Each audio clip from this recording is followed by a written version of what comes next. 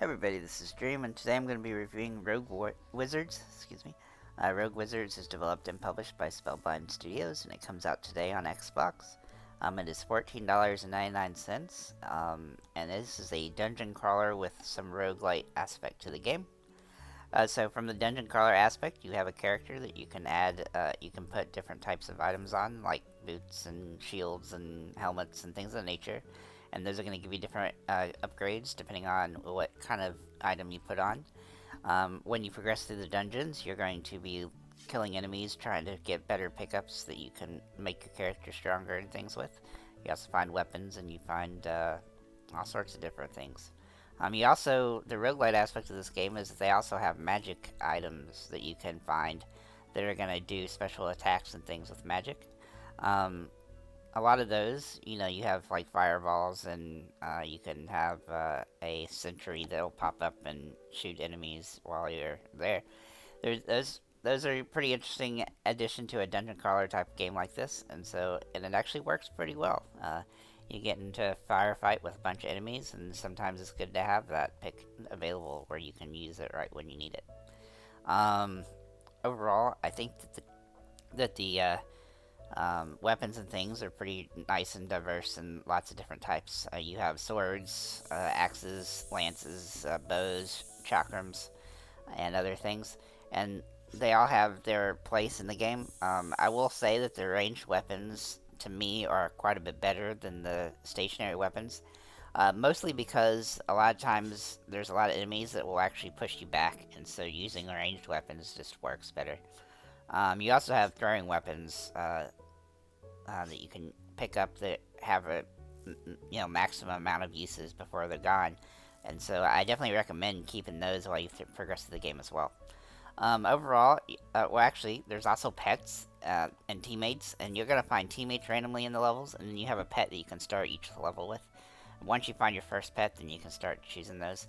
And there's these little dragons and things, different types of pets that can do different types of things to help you, like, whether they're damaging from long range or short range, or, giving you more AoE or stuff like that. You can also level up all your items by using them, and some of the items, like your boots, for instance, they're just going to level up based on you walking around. So there is a thing in the game, which is, it's not really in the game, but it's something called Wander, which means that you're pretty much just running around in circles to level up your stuff, some of your items at least, to recover EXP and things of nature. Um, or to get more EXP and stuff. Um, this can also be useful if you're trying to recover life, depending on the, what kind of build that you have. There's also possibilities in the dungeons that you're going to run across this little guy that you can sell items to that you picked up. So it's good to pick up pretty much everything that you find on the ground, because that's going to give you money, and that money is going to make it so you can buy special weapons that you might want from the stores, or you could also upgrade the weapons you have by adding affixes to them. You can also put excuse me. You can also put a bunch of different what do you call those things? Sockets in them, and then put the special ability from the sockets into the weapon itself as well, or the item of any type. You can pretty much put sockets on just about anything, so that's pretty nice. And the game is pretty generous when it comes to the types of benefits they give you. There's not a ton of benefits in the game that are just not worth even caring about, and I rarely got a upgrade to an item where I was like, oh, that's kind of annoying, because that's not really helpful.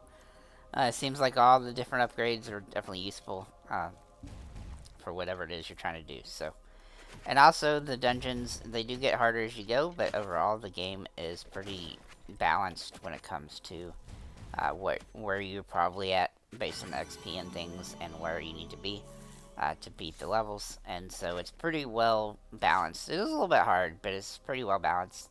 I've never, I did die a couple times playing through the entire game, but not for a lack of not because I was just undermanned,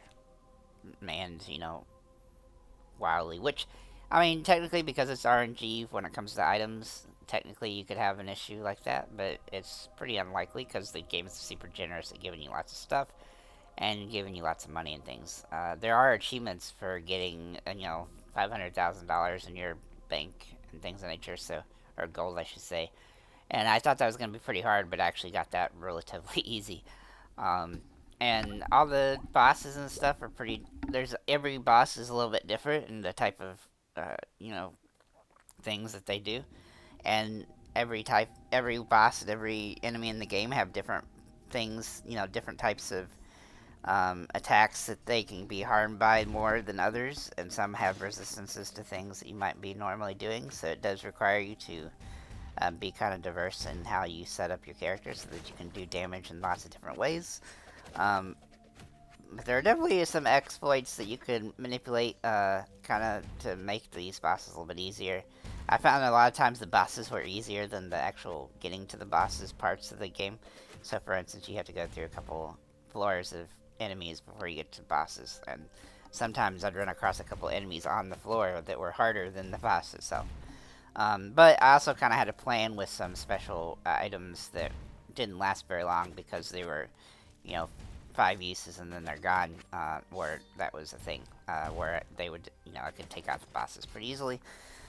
So definitely recommend keeping those on your character if you have them because they're definitely useful. I will also say that this game is quite a bit of fun. It is a little bit simpler than what you might want out of Dungeon Crawler, but it does have a fun aspect to it. And it's not extremely long, so even if you were a little, you know, put off by the fact that it's a little bit simpler than some dungeon crawlers, it's not terrible when it comes to the length either. So it's pretty balanced overall, all the way through. Um, I will say I wish it was longer, and I wish it had more, possibilities with the weapons and things. Not that, I mean, there's still a lot. Don't get me wrong, but it could really, they could really add a lot to it if they wanted to. Overall, I'm going to give the game a 7 out of 10, and I really wanted to give this a higher score, but there's a couple of really big issues in the game that I had to knock it down a little bit for. So one of those issues is that there's a freezing error in the game where sometimes between areas the game freezes. Now, most of the time, just turning the game off and pulling it back up fixed that. However, I had at the end of the game, I beat the final boss, and the game froze, and every time I go back in, I'm at that point where I've already beat the boss, and I try to go back to the town, and it literally just freezes every single time.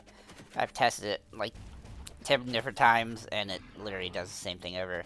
I think there is actually a way to just, abandon the mission that I was on, but then it wouldn't, I haven't done that yet. But obviously, you'd have to try to go beat the boss again if that was the case and things of that nature. But regardless, that is a pretty big issue because a lot of the issues that I did find were pretty late in the game. And so I wonder if it has to do with it just being later in the game, and I don't know if they had too much testing on it. The second big issue is that sometimes I had. This was not consistent either, but sometimes I had situations where my cursor in the game, which isn't, you can't see it on screen, but it just like row back through enemies like real fast, and so I wasn't able to like point to what enemy I wanted to attack directly, and that caused some problems. Was pressing through the game as well as items on the floor that it was just like do do do do, and you'll see that kind of in this video. Uh, Now, I really didn't have that issue the whole time, so that's a little strange to me. But regardless, that is an issue that popped up in the game. And I tested multiple different controllers to see if it was controller, like, having the stick wagging or whatever. But it was just the same on controller to controller. And that really didn't start happening until after I'd played the game for 4 or 5 hours. So I don't know if it's just later in the game where that's an issue. That said, those two things, while they are kind of annoying, they aren't game breaking. I mean, obviously getting stuck at the end of the game is probably a little bit game breaking, but um, they're not so bad that you don't want to not play the game. And technically speaking, you can get all the achievements even if that occurs, because the final achievement for the story is just beating the boss, and you get that the second he dies. So, overall, the story is also kind of a little bit interesting, so it's not terrible. It's a little different than what you might be used to in dungeon crawler type games, but overall, it's a pretty good and fun experience. And the game's probably around 15 hours long when it comes to the story mode, and so I definitely recommend that. Um, like I said, I do caution about the couple little issues that I've had in the game itself. And I'll also add that there are some achievements for killing 20 greedlings and discovering 50 mimics. These are quite rare, and so these are not going to be short achievements. In fact, up to this point, I've beaten the entire game, and I still don't have those two achievements. And I'm really don't have a very big distance on how many of those I have. I think I've got like 5 greedlings and like 20 mimics so far, so I still got a little ways to go on that. Hopefully, I will find a way to maybe get those a little bit quicker, but I don't know what that is yet. But that said, the game is fun, and for the price point, it's not bad. Most dungeon crawlers, like Diablo, are obviously a lot more expensive, and they're a lot more, there's a lot more to them. But for 15 bucks, this is actually a pretty decent dungeon crawler. You won't be disappointed with it when it comes to that stuff. But hopefully, they can fix the freezing issues and maybe add some more stuff at a later date too. That'd be kind of good. So that's pretty much what I got for this one. Hope thanks for liking, commenting, subscribing. Let us know if you play the game, and have a nice day.